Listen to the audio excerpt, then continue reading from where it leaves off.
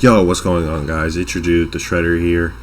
I'm back with a new series. It's a podcast.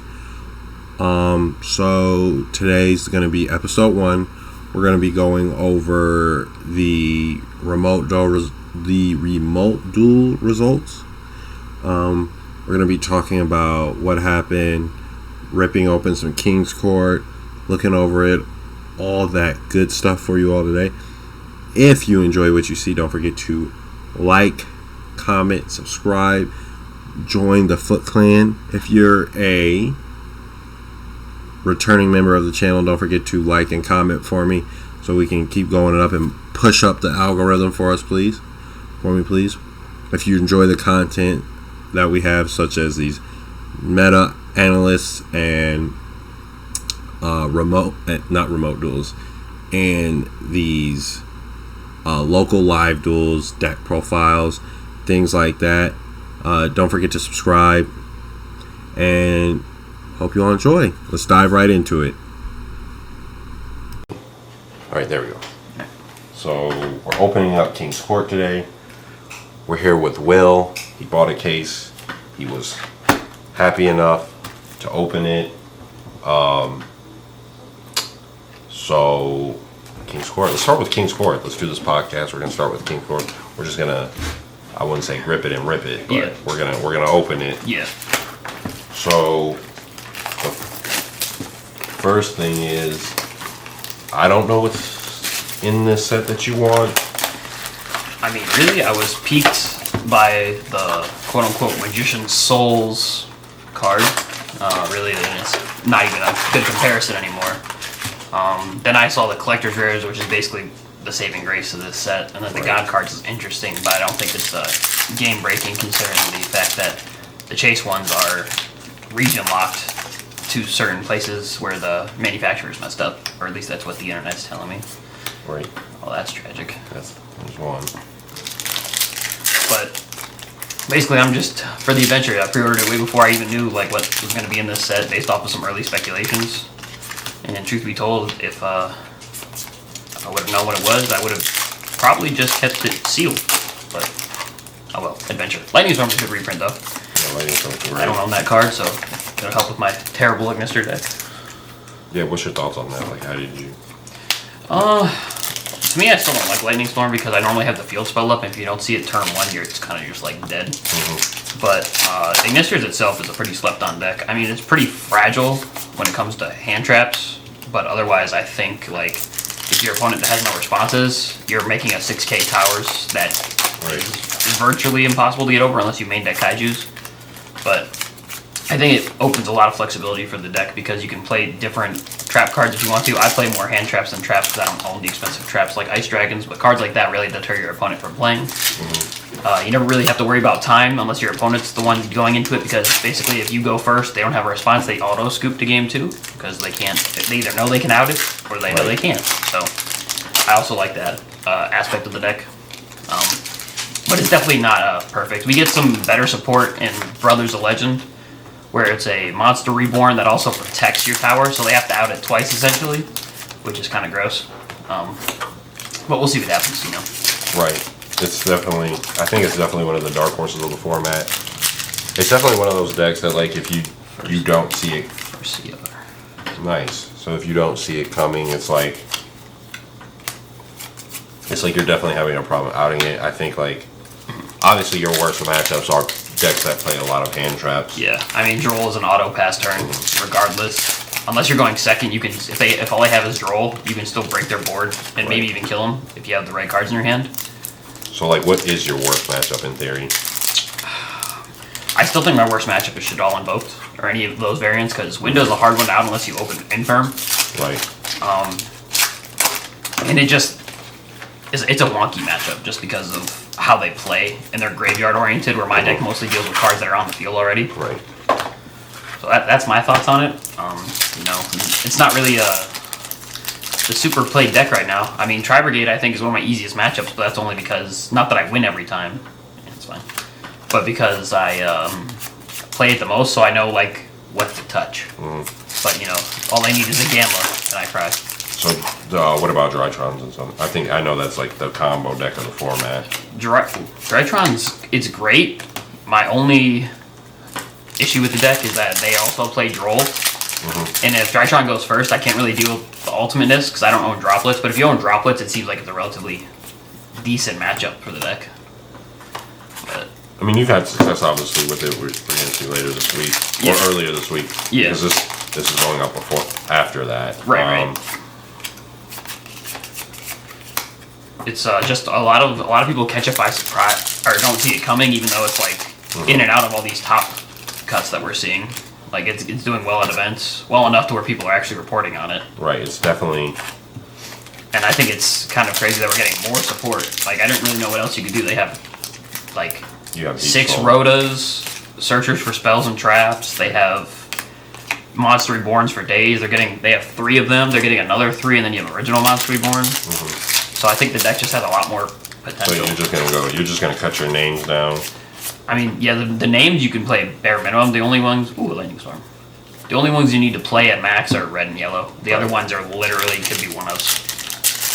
The only one I consider playing more of is maybe purple, because sometimes if he gets banished, like by a call by or something, it actually comes up. But I mean, I think it's really flexible. I like playing a lot of hand traps, so even if you do brick on like 5 hand traps, you still have a chance because your opponent still has to find a way to play through it. And it's format to format, so obviously for me, Droll is a staple, but I think everyone should be playing Bell. Bell is my spicy card of the format because, well, I didn't play it before because I didn't read the card properly about 6 times because I'm trying to use it when I wasn't. But Bell really messes up Tri-Brigade. Yeah. And it actually can hit a bunch of weird rogue matchups that you wouldn't be expecting. Right. It hits Drytron, it hits Tri-Brigade. I think when we're talking like the best format decks, let's just go down the list here. You obviously have Tri-Brigade. I think that's just the best deck right now. It is, yeah. Even after losing Dryden, I mean, they're still so versatile. They still put Revolt's just one hell of a card. Like, if you don't have the answer for Revolt, more than likely you're losing that game. Right, and then I think it goes Drytron after that. I think that's like the second best. Yeah, this mid-range deck, Smile. Yeah, it's apparently a mid-range deck. More you know. Right. I think it goes Drytron. I think after Drytron, it's opening up. That's when you start to open it up to really opinions. Yep. And you start to go with. You can go with. I think it's either Prank Kids, Virtual Worlds. I had Striker and I had Invoke Shaddolls. I think I had Strikers at 6 best. 6 best? Yeah. I mean, to me, I think Strikers is just. I don't think it's all that great because they basically have to open perfectly to make it past a few turns because the game's so fast now. But basically, if you don't do what you need to, turn 1, you lose. But I mean, a lot of those decks, they all have a lot of flexibility, which is interesting. So the hand trap ratios aren't very standard. The only thing that's standard is Droll and Ash, obviously. Right. Like you have Invoke Shaddolls.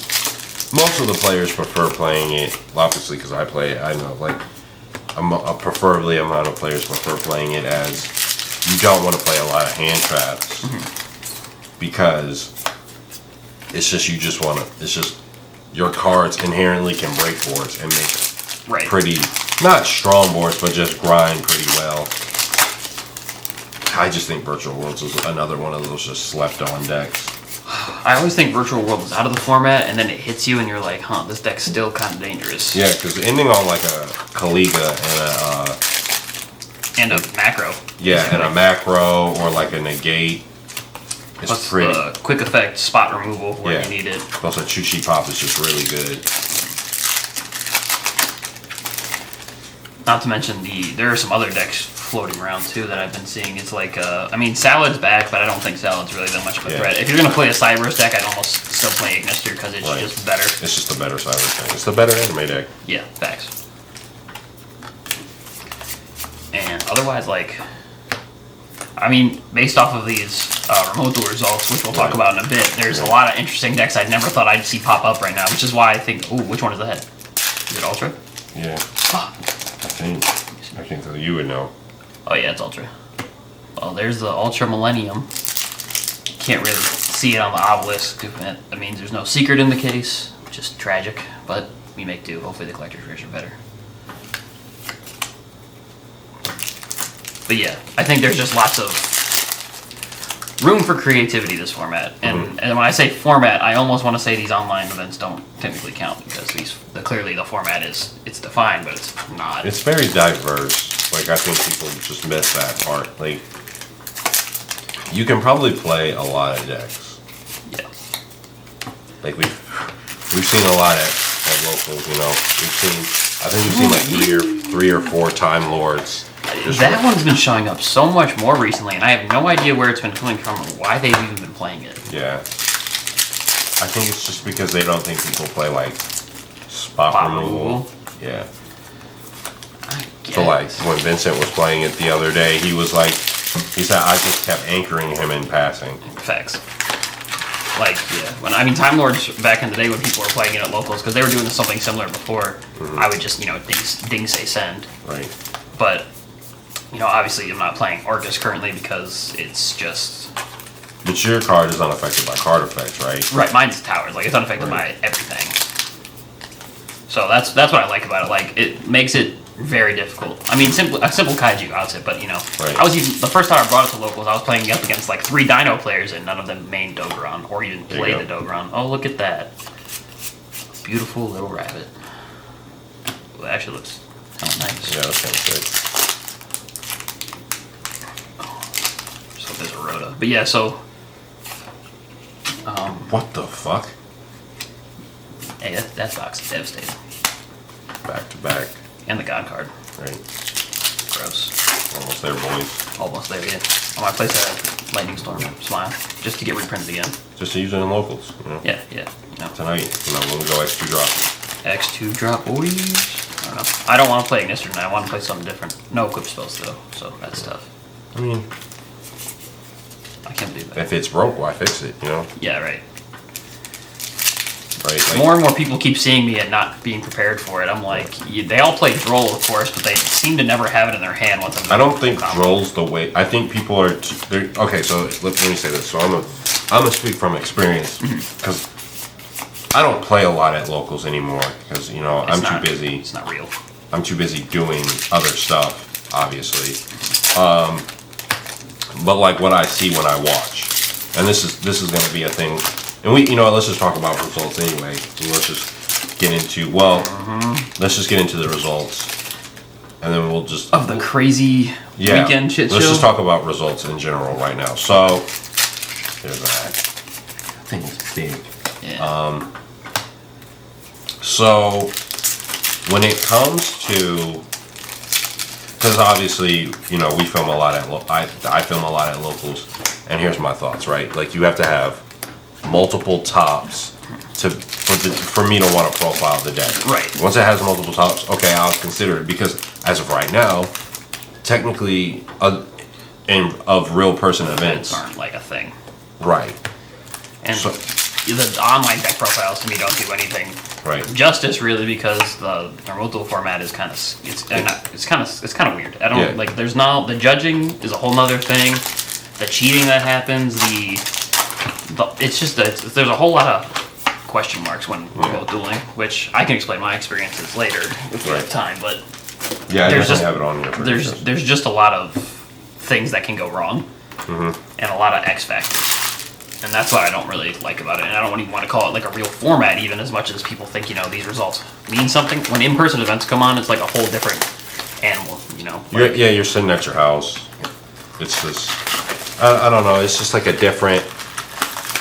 Like, it shouldn't be a match loss. If your internet just yeets itself. Right. But I mean, for all they know, you're cheating. Right. But I mean, to be fair, I think the internet's the least of the problem when it comes to judging. I think it's the judges themselves. Right. It's like, where is this? Why is there a huge miscommunication? And where is it coming from? I wouldn't even call it a miscommunication. I think it's just straight dumb. It's like, where is this? Well, that would be like, that's a teachable moment. You should be able to teach your employees. To fix the mistake. To fix everything that's going on here. But that not a whole lot of that was happening. I mean, we've experienced it in real life too, but I mean, it's less frequent there. And the remote duel was split up, like, so the best judges could have been in other groups, you know, where more high-profile players were, or things like that. But I mean, really, it's just... I think you're taking 2,000 players and shoving them into a server. We had 11 different groups. Yeah. And that was just to get to day, what, 2? Yeah. Yeah, and then day 2, I think they condensed it down, maybe. Right. Unless it was top 32 of each server, which I didn't make it that far. I think it's kind of cute. But... Look at that nice $25 right there. Hot 25. But otherwise, I think they handled this a bit wrong. The whole YCS thing in general. Yeah, I think that, and there's, you know, we are asking a lot. Yeah. But honestly, I think it's good that they're trying to keep the game open, and you know, they're not trying to. They're asking themselves a lot, so they're asking themselves a lot because they don't have an online platform such as you see in Magic, and such as like even the off-brand ones that are not officially sanctioned, like Dueling Book and stuff like that. Right, like you're not seeing these in like Magic and Pokemon. So their way to deal with it was to do remote duels, which I think was a great alternative. You get to play with real life cards still. Right, it gives them purpose to actually release product in a timely fashion. Yeah, and it keeps things flowing. I think it was great. I think the problem that you're having is you're having other issues at hand. Like, for instance, technically at a YCS, we should already have the results. The YCS would be over. Right. Waiting 2 weeks because you want to make sure everyone has quality cameras Oh, look, there's the playset. Yeah, it's kind of... It's whack because you're basically stalling what everyone knows. Yeah. And, like, I don't know, I'm not sure the whole logistics of it, if the people who qualified are able to, you know, change their decks for that time based on the meta calls or what. It's like, because basically to me it felt like this YCS you were qualifying for the invitationals we've been watching on YouTube for the last couple, like, months. Right. And which, if that's the case, it feels kind of pointless. But, I mean, it gives people an opportunity to win the prize card that's not that great. I mean, Pac was saying what? He got it's a free 3,000, right? Right, yeah. It's a free 3,000, but look at it. Think about that from a point of view, right? You had to play 11 rounds of Swiss. Yep. Well, actually, technically, I think it was 11 and then one more because the top 32 happened. They had to get down to top 16, I think. Yeah. Unless they kept it at top 32 for the stream, but I'm not sure if they did. No, this is top 16. Okay, yeah. So top 16, tops with prank kids, I believe. That's crazy. Pac did? I think. Someone was saying he was playing Strikers. No, he said Ray was Bay, which everyone thought it was Strikers. Which was weird because, yeah, so that's what he thought. So, speaking of results, like in the NA, we know we had, I think this was the biggest shock, was the failures of Striker, but the... Ooh, snap. Nice. But the success of failures of Strikers, the success of Virtual Worlds. Holy.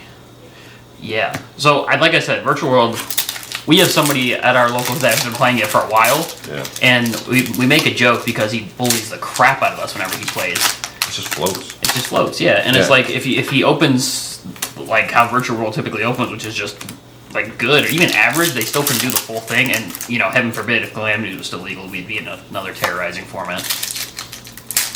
But, like, just the rank 9 toolbox is disgusting in that deck. They can do it with Dragoon. They can make Crystal Wing. They can do 3. They could probably make this at some point if they wanted to. I'm sure they'll try. Yeah. Utopic Future's a little. It's an interesting card that really only works in one-ish deck right now. But I mean, kicking it off because of Zoo, like Zoo having it and then not getting it. Right. Because obviously we see what happens in the OCG. I still think it was a little early for Dryden. It wasn't doing a whole lot. I don't think it was that. So my opinion of it, because obviously I played the deck. Right. Well, I started to play the deck. Was like picked it up just to watch it die. Yeah, picked it up just to watch it die. Was that it makes sense because what it proves is is that it wasn't Tri-Brigade. It proves what it was. Yeah. That it was Tri-Brigade and not Zoo, which is what we were saying. We knew that Right. Tri-Brigade was going to be too good if we went into a format where we didn't hit it. Right. So it's like, okay, well, we don't want to hit it because makes sense now. You have reprints coming up.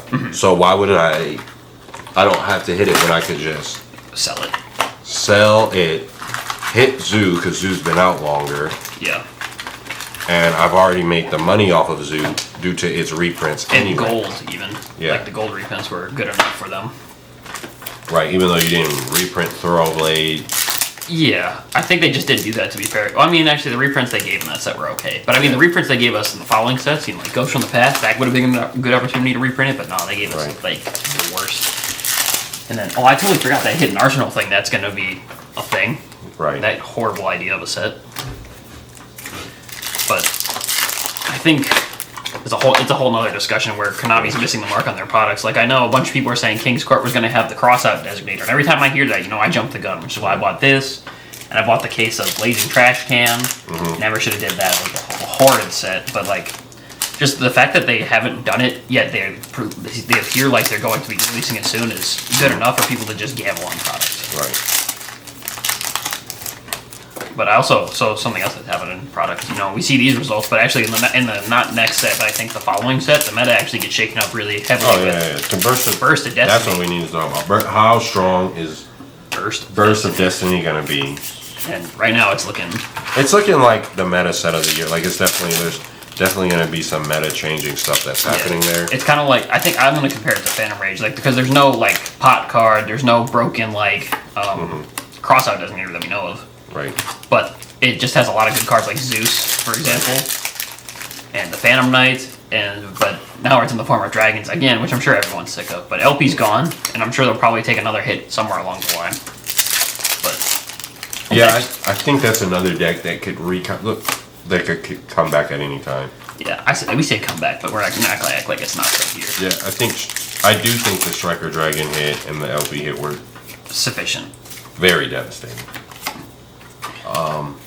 So we have that in terms of product. Brother of Destiny obviously has a bunch of, Brothers of Legend. Which I think they missed the mark on that too. As far as from a selling standpoint, for me, for people who watch the anime forever, the armor cards from Valen from season 1, we're never gonna get those actually, but I wish we would. The Kribos are cool, which actually helps promote Lyra Lusk, which is why I understand they did that. Right. Which is a whole other thing, but. And then. Oh, there's another one of those. All right.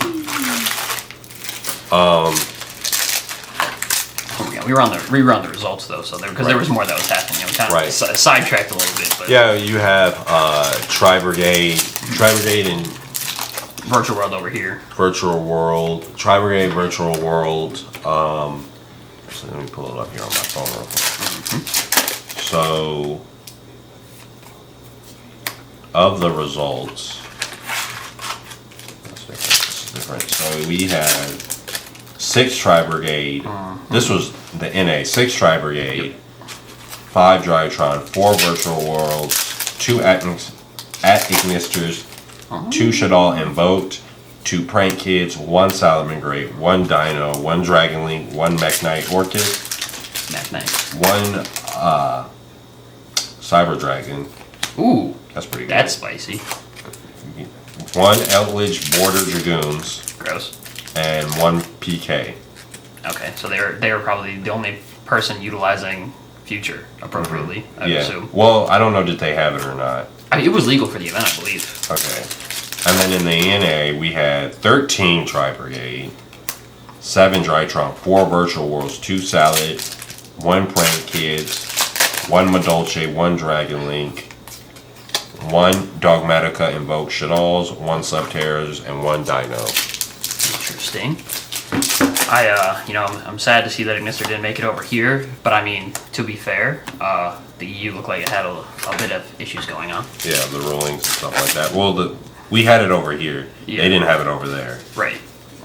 So, our format seems, or it just seems like I'm gonna just go off of the NA here, because just because we're here, it doesn't really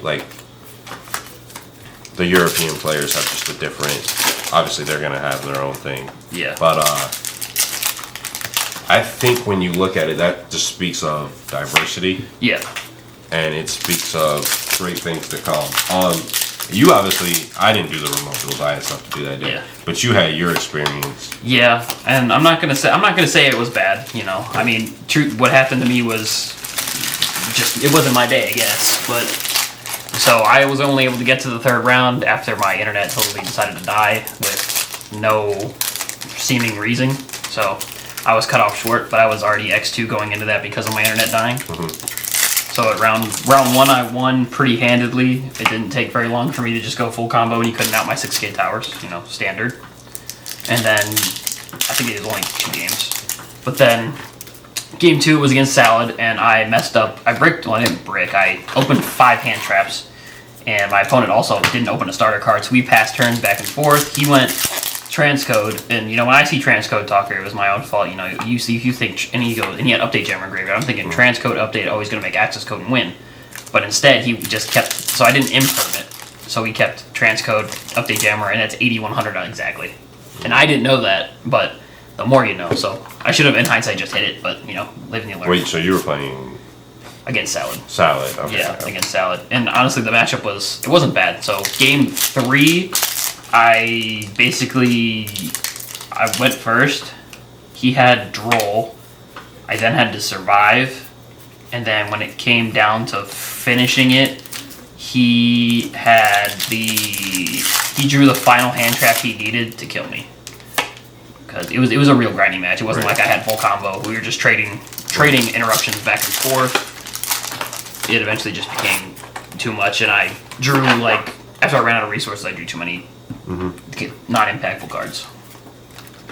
But then round 3, I played against Medolce, and game 1, made my towers, he couldn't out it. Game 2, he bricked, and he just passed his turn. So I was halfway through my combo, and then all of a sudden he says he can't hear me, I can hear him, he says I'm frozen. And I'm like, oh, it must be his internet then. And then all of a sudden I look down in the corner of the Discord, and it's just a red line saying not connected. And all of a sudden my whole computer just fries. And I was talking to the judge on my phone. I couldn't get my internet back up. So basically it ended up being like, it didn't come back on until a while yesterday. So then I had to just essentially drop it at 3. I mean, I made it to the participation prizes. It sucks I couldn't get further. But truth be told, I'm not so sure if I could have won out at that point. Because minimum was X21 or X04. Which is 4 ties, which is weird, but nonetheless, if it was an in-person event, I maybe would have been feeling more confident. But the whole remote duel thing to me is not like, I can't take it as focused and serious enough as I would in person. Right. But it could just be me. I know a lot of my friends who did very well actually. He said he was running on no sleep and 24 sugar-free Mountain Dew things. Okay, continue. Yeah. So, I mean, really, it's person by person. I'd rather play in person. It's just a whole different thing. You can see your opponent. You're able to, like, get a sense of the board better, in my opinion, because, you know, people have potato-quality cameras a lot of the times, which is a big pain. And you're trying to read their cards and see what they're doing, and then all of a sudden it, like, stops for a split second, and you're just like, well, that's stupid. Right. So I just think my experience was fine. Like, the duels were fine. It is what it is with the internet. I'm not going to sit here and bitch and moan like, oh, I could have won the prize card. Because no, truth be told, if I would have gotten that far, I would have mainly given it to luck. Right.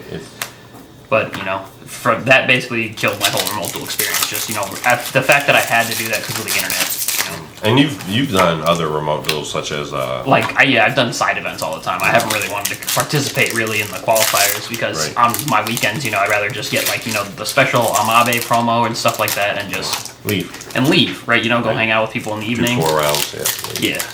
I think that speaks to the problem of big events and remote duels in general, and or not really big, just big events. A lot of players. Especially, it could be and I'm speaking from just what I think, is like, it's very alarming. It's very intense. You're taking a lot in of when you go to these big events because you're seeing all these people. And you have no idea, Yeah, it's very intimidating. Yeah, I mean, for me, technically, this was my first YCS, coming back to the game. Even actually my first YCS ever, because I was never really, as a child, I didn't have money to pay for any good decks. Right. So but just seeing the sheer mass of people, been like, this would have been a lot cooler in person, because I went to my first Nats right before the pandemic in 2019. And that was an experience, that was, I got dumpsy rolled into oblivion, but, I had a good time at the event anyways.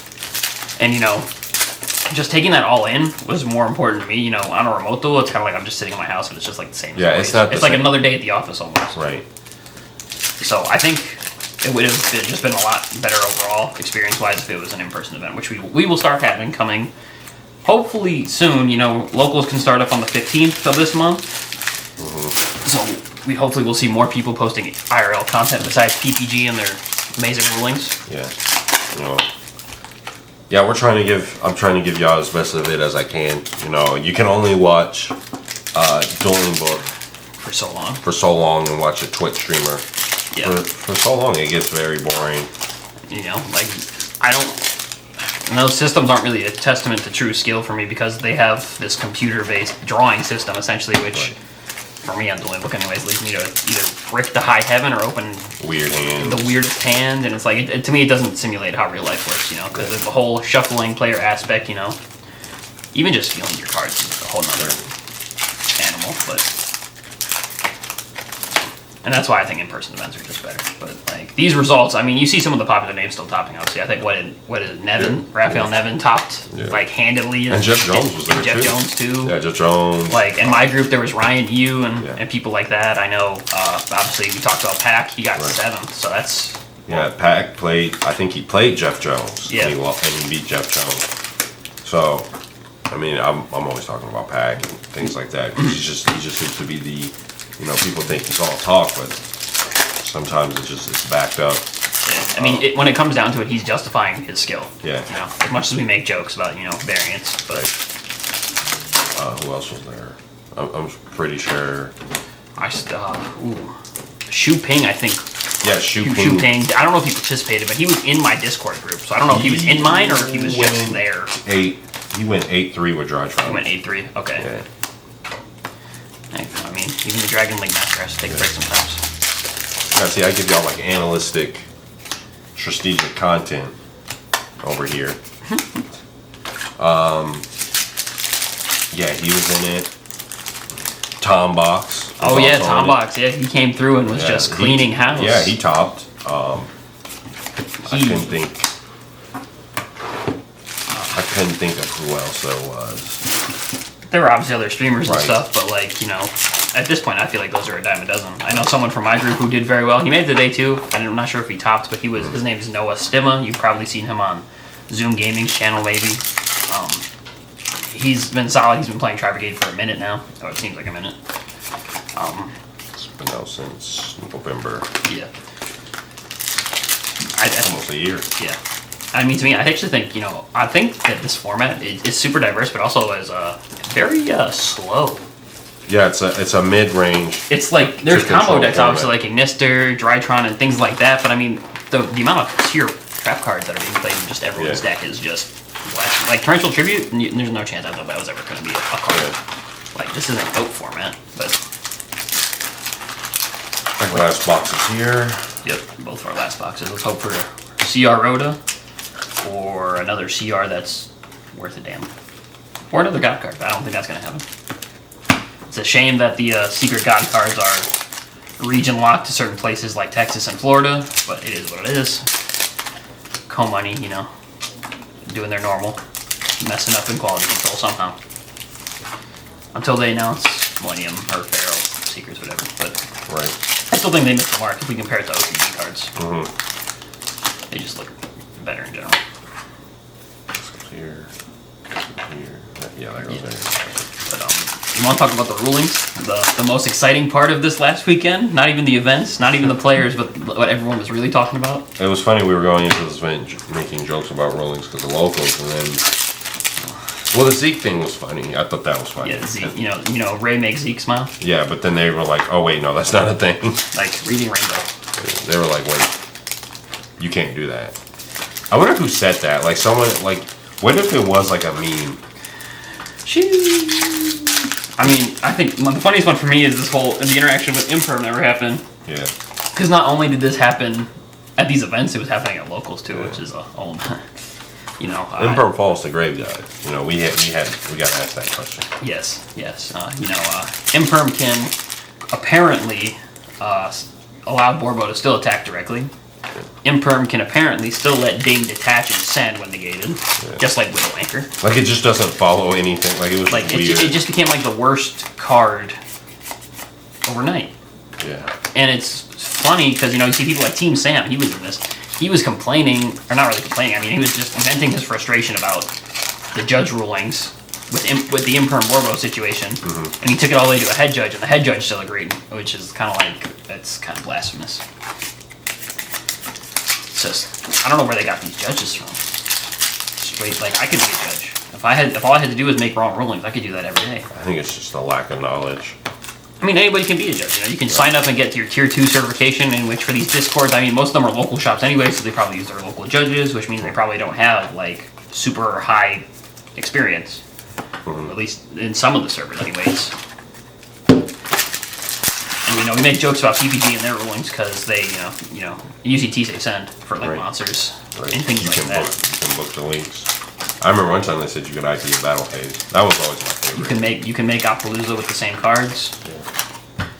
You know, things like that are just kind of wild. The fact that they happen is gross, but it's just Rotolin to me just felt like it was weird. It was just weird. Right. You know, at the end of the day, for me, it felt like a cash grab for myself because, you know, they released these exclusive promos, these participation playmats, you know. Like, oh yeah, like 2,000 people are probably going to get those playmats, unless for some reason I left. But what's on the playmat? I actually don't know. It's the Armed Dragon cards from Blazing Trash Can. Oh, okay. Like literally all of them. It's a nicer looking green and yellow mat, but I mean, like I would rather have something else on it. Right.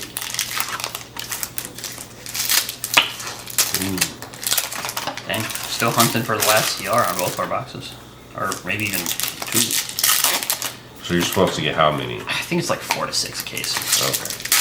If you're lucky, like higher numbers, but even 4. I think 4 is like average. So even if there's just one more, like it's not like it's fine, as long as it's not a bad one like Hyper Galaxy. Like I'm hoping for Rhoda, so I don't have to go out and purchase one. That would suck. Maybe Topic Future too. You know, I know Kamal was looking for one, and he got moved. I didn't know he was going to move it that day. I didn't know he was going to move that day either. I don't know who bought it that day, but hey, power to him. Rip to everyone who bought their Utopias at 40s. Oh yeah. Your wallets are crying. Alright, we both got one pack after this one. Yeah. See what happens.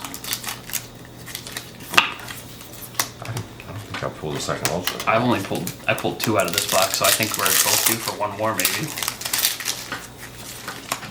Okay, yours. I'm gonna be upset if mine's the same one. That's typically how it goes, huh? I knew it. Well, so I think overall this case was pretty average, to say the least. 3 CRs and a god, not the best. You know, in terms of financial value for investment and, you know, selling analysis, it was 660. You know, if I sold everything, I'm pretty sure it'd be close to breaking even. I wouldn't say we'd profit because the god cards have tanked so hard, only being like I think Atlas is like 100 now. Lightning Storm's like 40s. The CR Lightning Storm's like what? Math hard. Okay, so here we go. Oh, I'm pulling it up now. Yeah, I'll bust out a calculator. You know, just to see if like investments like these are worth it. You know, I honestly, you know, people are using inflation as a reason to jump the prices on product, but I'd recommend going to places like YBM to buy your cases, put deposits down. You know, shout outs to Arya for always hooking it up as best as possible. So what is that? Joker straight, yeah. No, that obvious. This? Yeah, no, this. Oh, it's a Millennium Ultra. Okay. Or Pharaoh's Ultra, whatever the heck they're calling it. Okay. The supers are what they are. I'm going to try and spread out the... So this is like 123. And this is if we sold everything, which I don't intend to because I need to play some of these cards, or maybe just wait for a reprint part like 12. 75. Oh, Rabbit's down to 75. Ooh. Okay, hold on. That's rough. I passed it. Yeah. Altars are typically a playset per case of each one. For those who were unaware. And obviously the bad ones are going to get more. That's how Komani does it. Dolka was a horrible thing to put in here. Oh, well. Stiegel. This is 53. 3. Yep. Expecting that. 3. Power. This is at least 130. Yeah. These are all on the low. I'm just looking at like them. Yeah, just look at the low. I mean, even if it's not verified, like that's fine. So basically, off of the 4 cards we pulled, we are down minus. We're only down 270.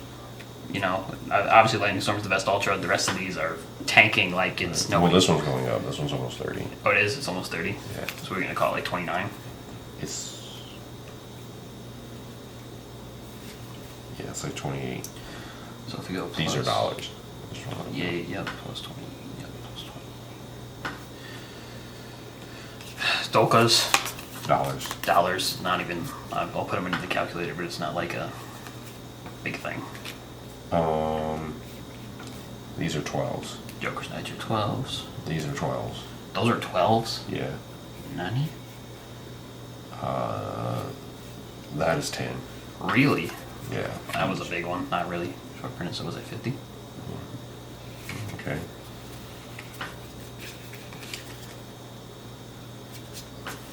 Five each. 5, so plus 10. Just 4 of them. 2. Plus 8. Ski gills are probably $1 too. Last time I looked at these, they were dollars. Probably. I don't know. What is that? Those are 19 cents. Even better. Originally, plus 1. Okay, and then that's like also $1. Also $1, so it's 3. And the storms. They just put the storms. So technically broken even. What are the storms? Uh, I don't think I put them in the calculator yet. oh, come on. Let me go to page 2. Mm-hmm. I mean page 1. Page 2. So they are.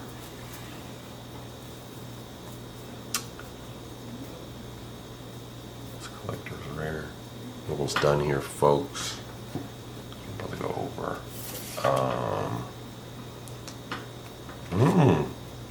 They're 45.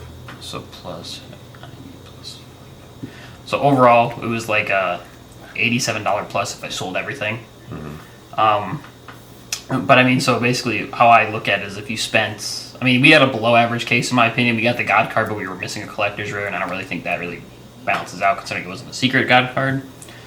So if I had to take a guess, I probably wouldn't pay more than $700 for a case if you can still find one, which you probably can. But just in general, $660 to $700 is probably the range I go for cases. We're not including supers. Yeah, not including bulks and stuff, because bulk's a whole nother rate, supers are a rate, but... Great. Yeah. Well, I guess that's it. I thank you, Will. I appreciate it. For another... We're going to start doing these podcasts more. Yeah. This one's a little longer than what I expect. I don't know what my next one's going to be. I'm going to release, like, weekly ones. So instead of... Because when I start back up, I'll have this and then other content for you all, such as, like, the live duel replays. Yep. The deck profiles. I think those are really good. People like to watch those. Obviously, you like to see what other people are playing. Unique deck profiles that you're not normally seeing. Yeah. And yeah, it's locals. I think locals is a really good thing. And other than that, we'll catch you next time. And the Shredder is out. So, hope you are enjoyed the podcast and you made it this far. Thanks. Thanks for watching. It's really great. Really support it. So here's my real, I guess you could say, rant on the remote duels, or that what it really, really showed us. A lot of people were doing a lot of, you could say, complaining or crying about whatever, and some of the things they were crying about, Dragoons, which isn't really a problem here yet. The reason why I say it isn't really a problem here yet is because we're starting to see that it's not having that much success as it had in the OCG. And what I mean by that is the card pool is different. We have better outs than what they did at the time.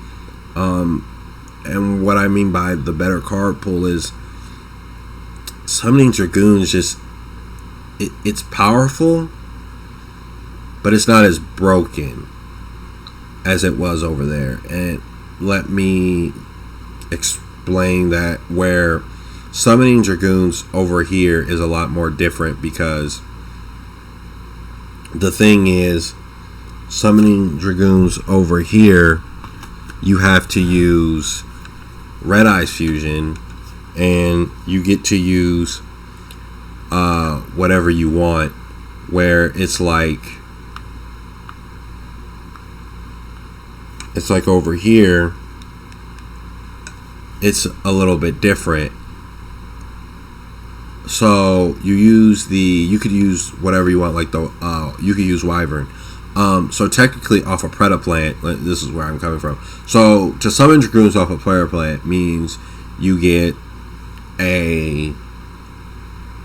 don't have to use both the bricks of Red Eyes and Dark Magician. You only have to use Dark Magician, but because of Red Eyes Fusion or whatever, you have to use both bricks, where there you don't. That also being said, that means less bricks. You're also running Max C. Max C's a card. Dragoons backed by Max C is just basically game. Good luck outing it, because outing the Dragoons and then probably summoning your own Dragoons will probably be the way to do it. But that's no one wants to see that. And us also having cards such as Tactics and Droplets and things like that. Ice Dragon's Prison is another card that also outs it. Just the large amounts of... It's a good boss monster, don't get me wrong, but it's just not as broken as it was there. We also learned that Dinos wasn't a problem with Miss at 1. People can stop complaining about that. Engage at 1 isn't really that good. I always say,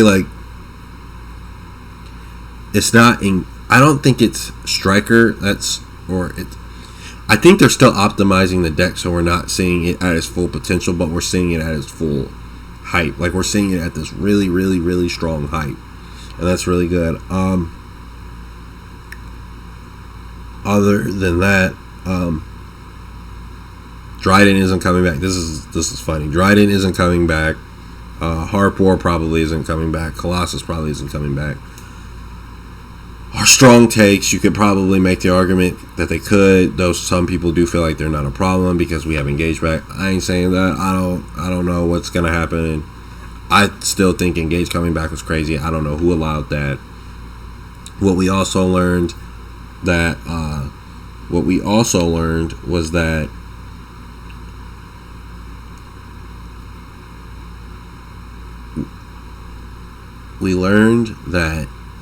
Dogma Invoke Shaddolls isn't as good as we think it is, and let me explain this in the 30 seconds I have left. Is that Dogma Shaddolls is a good mid-range deck, but the problem it has is how the players are still trying to optimize it to where they think it's good. It's a good mid-range deck. I just think Prank Kids and Virtual Worlds are just better than it because of non-engine pieces. One card starters are better than you having to look at your hand and depend on which route you're going to go. I think Drytron is better, and I think the best deck, in my opinion, is Tri-Brigade. And then you could also make the argument that Drytron is the best deck, but I don't think it is. I think those two are fighting, and it's not because it's a combo deck. It's because, in theory, Drytrons can make a really big board, but they can also grind just as well as some of these mid-range decks, and that is the problem that a lot of other decks have. I think Striker's a 6th, and then after that you got everything else. So that's the end of my rant. I hope you all have a great day. Enjoy the content. Don't forget to like, comment, and subscribe like always. This is the Shredder, and peace out.